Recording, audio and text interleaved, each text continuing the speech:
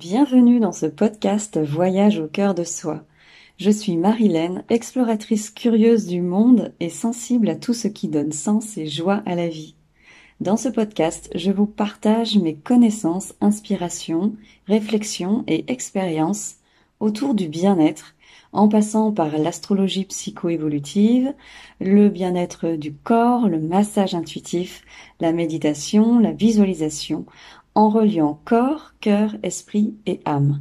Mon souhait ici est de vous offrir des pistes d'exploration intérieure, des moments de pause et d'introspection à votre rythme. Alors c'est parti, le temps d'un voyage au cœur de vous-même. Bonne écoute.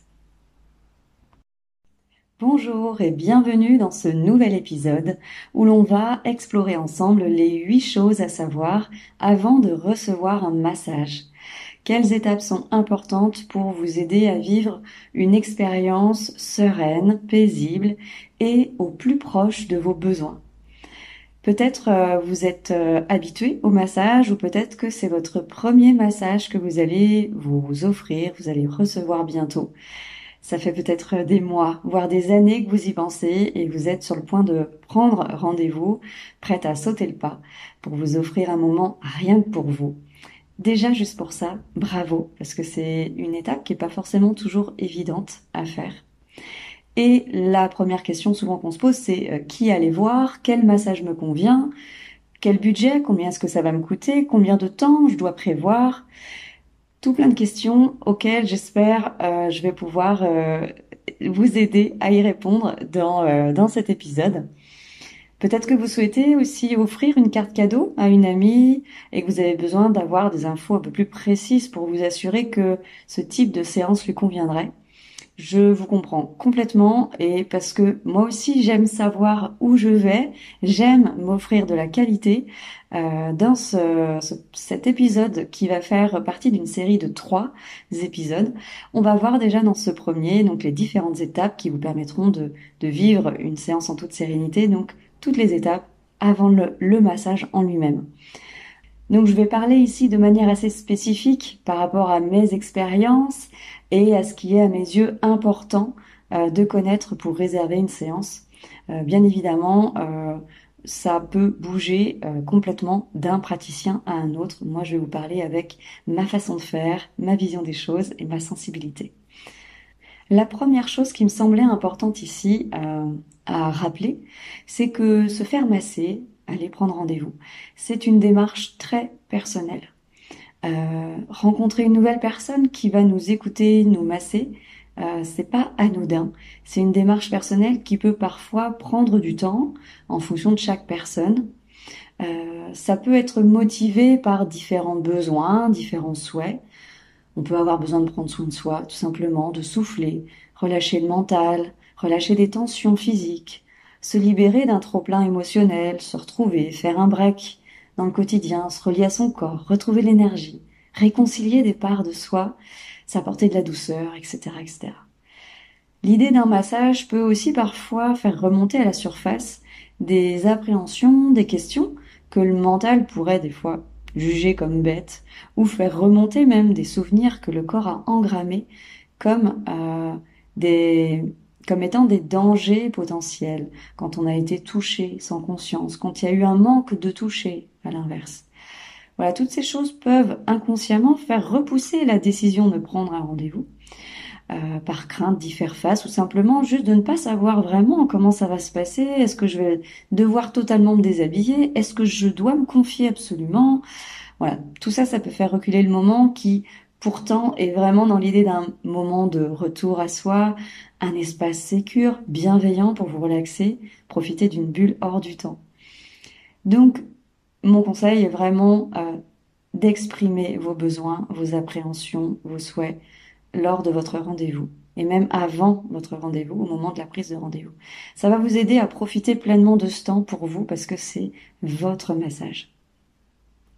Donc si vous préférez rester couverte, être massée uniquement aux demi-jambes et aux pieds par exemple, c'est tout à fait possible, en tout cas en séance de massage intuitif, car on peut s'adapter aux besoins du moment.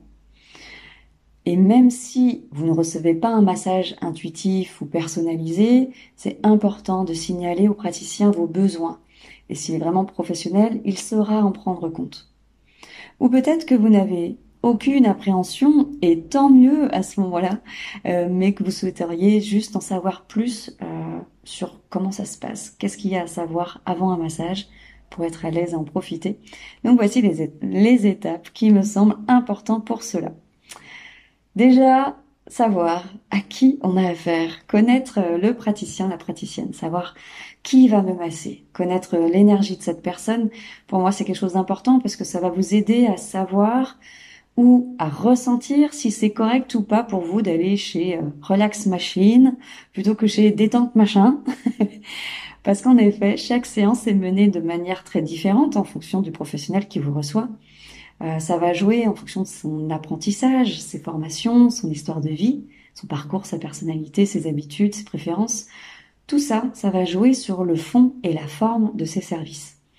Donc bien sûr, il n'est pas question de connaître sa vie entière, mais si c'est possible, juste d'aller voir son site internet, son flyer, ses contenus de blog, etc. Ça vous donnera déjà une idée, ça vous permettra de sentir si ça vous parle ou pas. Personnellement, je remarque avec le temps que les personnes qui viennent à moi en général viennent parce que soit elles me connaissent, soit il y a eu un contact qui a déjà été établi, soit une amie leur a conseillé de venir, ou simplement sont des personnes qui ont eu connaissance de mes services à travers mon site internet et ont apprécié mon énergie, ce qui était apporté, l'ambiance déjà qui était présente, ou alors ont pu m'entendre sur ce podcast ou découvert mon blog.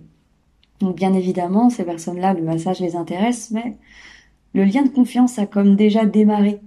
Et ça aide beaucoup à passer l'étape de la prise de rendez-vous et surtout à se détendre lors du massage, à être en confiance.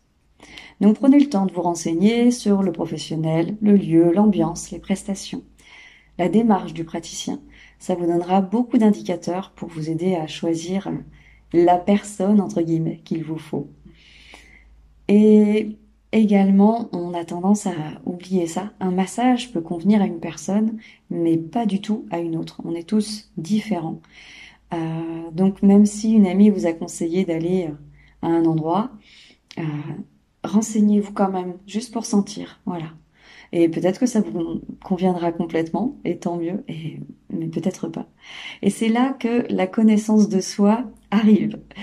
La deuxième chose importante pour moi, c'est de voir comment est-ce qu'on se connaît ou pas en termes de besoins, de ressenti physique pour choisir son massage. Donc plusieurs questions peuvent vous aider à voir un peu c'est quoi vos besoins. Est-ce que vous avez déjà été massé déjà? Ça nous donne des indicateurs. Si oui, quelles sont vos préférences en termes de pression, de zone à masser, de zone à ne pas masser? Quel type de massage vous appelle? Est-ce que c'est plutôt massage sportif, massage doux, plutôt classique, protocolaire, ou bien énergétique? Est-ce que vous souhaitez qu'il y ait des temps d'échange avec le massage ou pas du tout? Là aussi, ça va vraiment vous permettre de voir là où vous pouvez aller, là où ça vous conviendra. Et pourquoi est-ce que vous souhaitez vous faire masser? Toutes les réponses à ces questions peuvent vous aider à trouver la prestation qui correspond à vos besoins. Elles peuvent nous indiquer si un massage habillé serait préférable pour démarrer peut-être, ou alors si un rendez-vous en kinésithérapie est nécessaire dans le cas de problèmes physiques importants. Les massages kinés sont spécifiques aux douleurs, aux problématiques diverses de santé. À l'inverse, le massage bien-être est vraiment dédié à la détente et n'a pas pour but de répondre à un problème de santé. Donc si des douleurs sont présentes, si vous avez été victime d'un accident, perdez pas de temps, passez pas directement par la case médecin et kiné afin d'être pris en charge correctement. C'est vraiment important. Donc le massage bien-être est un massage détente, comme on disait, même s'il peut parfois aider à atténuer des douleurs, ça arrive, il n'est pas à but thérapeutique, il ne remplace pas un massage kiné. Et si vous ne connaissez pas vos besoins, si vous n'arrivez pas à cerner ce qui vous correspondrait, eh bien le professionnel de massage pourra certainement vous aider à faire le point avant le rendez-vous, mais aussi peut-être pendant l'entretien précédent le massage. Massage habillé ou à l'huile. Ces massages sont très différents en termes de sensations, mais aussi très complémentaires. Par exemple, si vous n'êtes pas à l'aise à l'idée d'être en partie déshabillé, même recouvert d'une serviette, le massage habillé vous sera plus confortable pour une première expérience. Ça sera déjà Une première approche, ça vous permettra de sentir l'énergie du lieu, de prendre contact avec la personne et peut-être plus tard d'aller vers le massage à l'huile ou pas. Le massage intuitif à l'huile a l'avantage de vraiment pouvoir s'adapter à beaucoup de personnes, à beaucoup de préférences et saura certainement répondre à vos besoins du jour. Lors de la prise de rendez-vous, demandez les différences entre les massages afin de pouvoir vraiment sentir ce qui vous correspond le mieux et le professionnel sera ravi de vous répondre. Pour mieux vous préparer à votre rendez-vous, voilà mes propositions et ma façon de procéder. Avant chaque premier rendez-vous ici, j'envoie un formulaire par mail qui a pour but de recueillir les infos qui concernent toutes les contre-indications possibles au massage. Savoir si vous avez déjà été massé ou pas, si vous connaissez vos préférences. Ça va déjà commencer à nous donner des infos importantes. Ça va me permettre d'adapter aussi mon accompagnement. Et au moment du rendez-vous, on prend également un temps d'échange pour faire le point sur vos besoins du jour, parce que peut-être qu'ils auront bougé entre le moment de la prise de rendez-vous et le jour J. Bien évidemment, si vous êtes atteint d'une maladie virale la veille du rendez-vous, préférez reporter le rendez-vous. N'hésitez pas à appeler. Voilà, le professionnel le comprendra complètement et ce sera préférable. Prévoir une journée calme. Ça peut paraître bête, ça peut paraître inutile, mais d'avoir une journée off pour soi, le jour de son massage, ça change tout. Ça change le avant, le pendant et le après massage. Personnellement, j'invite toutes les personnes qui viennent en séance à réserver au moins la demi-journée, voire idéalement la journée entière pour elles, afin de préparer le mental déjà à recevoir le massage, à arriver déjà dans une forme de détente, à profiter du coup des bienfaits et à les faire perdurer dans le temps. Ça n'est pas un caprice, ça n'est pas égoïste de prendre du temps pour soi. C'est un droit, c'est un choix personnel qui non seulement sera profitable pour vous durant plusieurs heures, plusieurs jours, mais aussi pour votre entourage proche. Vous avez le droit de vous offrir ce temps et vous êtes la seule personne à pouvoir vous donner l'autorisation de vous l'offrir. Donc, à méditer.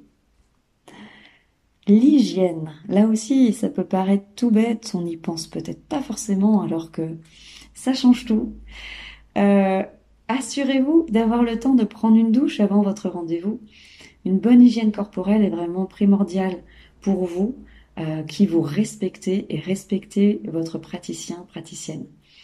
Et aussi, vous apprécierez 2 fois plus un massage en étant fraîchement douché plutôt qu'un massage après avoir fait une journée transpirante de travail. C'est un respect pour votre corps et pour la praticienne qui vous reçoit, en tenue propre également, bien sûr. Ensuite, le lieu et l'heure du rendez-vous. Ici, les indications routières pour arriver jusqu'au lieu de massage sont indiquées sur le formulaire. Mais ça n'a pas toujours été le cas, j'apprends avec les années. Et je vous invite en tout cas à penser à vous renseigner en amont lorsque vous prenez rendez-vous pour savoir s'il y a de quoi se garer, si c'est en pleine nature ou pas. Voilà, pour vraiment vous assurer de prendre un temps avant pour arriver en toute sérénité au lieu du rendez-vous. Prévoir les bouchons possibles, le GPS, repérer les lieux. Mieux vaut prévoir que d'arriver en stress, voire en retard. Il n'y a rien de pire pour vous. Ça enlève déjà des bienfaits quelque part. Et votre massage sera bien plus bénéfique parce que votre cerveau n'aura pas à gérer toutes ces infos à la dernière minute, mais il aura juste à suivre la route et à profiter. Enfin, y a-t-il une salle d'attente là où vous allez vous faire masser ? Demandez ce détail au professionnel si vous ne l'avez pas, parce que là aussi, ça peut tout changer. S'il n'y a pas de salle d'attente, inutile d'arriver en avance. Ça ne fera pas plaisir au praticien, à la praticienne de vous recevoir 10 minutes plus tôt, parce que il ou elle se prépare et prépare sa salle pour l'heure du rendez-vous. Donc sachez que vous n'aurez pas non plus 10 minutes, un quart d'heure supplémentaire pour votre séance ou de réduction. Voilà, il n'y aura pas de bon point. Donc, si vous arrivez quand même en avance, même si vous avez prévu d'arriver à l'heure, eh bien, n'hésitez pas à prendre un bouquin à lire, donc prévoir le livre dans le sac en partant, à faire un tour s'il fait beau, ou bien juste à patienter tranquillement, tout simplement. Au passage, s'ennuyer est bon pour la créativité. Voilà. Vous l'aurez compris, je n'ai pas de salle d'attente. Et parfois, par manque de communication de ma part, ça s'est produit. J'ai reçu des personnes beaucoup trop en avance. Mais j'apprends de mes expériences. Donc, si vous arrivez trop tôt, je vous ferai de toute façon patienter pour vous recevoir comme il se doit. Donc, rien ne sert de courir. Voilà, vous avez à présent toutes les indications pour vous offrir un massage de bien-être de qualité dans les meilleures conditions possibles. Dans un prochain épisode, on verra ensemble comment se déroule une séance, en tout cas ici, voilà ma manière de travailler, de l'entretien préalable à l'installation, au massage en lui-même. Je vous dirai tout ce qui est important à mes yeux pour vous offrir le meilleur massage du jour que vous pouvez recevoir. En attendant, j'aimerais beaucoup savoir si vous êtes déjà fait masser et si oui, qu'est-ce que vous préférez dans vos séances et qu'est-ce qui est important pour vous. Si vous ne vous êtes pas encore fait masser, pourquoi? Est-ce que vous avez des résistances à vous offrir un temps pour vous? Est-ce qu'il y a des peurs? Qu'est-ce qui vous aiderait à passer le pas pour prendre un temps pour vous? J'aimerais beaucoup connaître vos retours et vos expériences à ce sujet. Alors, n'hésitez pas à les partager sur les réseaux ou alors via l'infolettre ou bien en message vocal aussi sur Anchor si vous m'écoutez sur cette plateforme. Je serais ravie de vous lire, de vous écouter, de vous répondre avec grand plaisir. J'espère que cet épisode vous aura plu. Si c'est le cas, n'hésitez pas à le partager, à vous abonner à l'infolettre. Je vous remercie pour votre écoute et puis je vous souhaite de bons massages et une belle journée. À bientôt. Merci pour votre présence et votre écoute. Si vous avez aimé cet épisode, je vous invite à le partager à vos amis et à vous abonner pour être informé des prochains à venir. Retrouvez aussi mon infolettre, mes accompagnements et articles sur mon site internet www.marilènelécuyer.com. Je vous souhaite une magnifique journée et je vous dis à bientôt.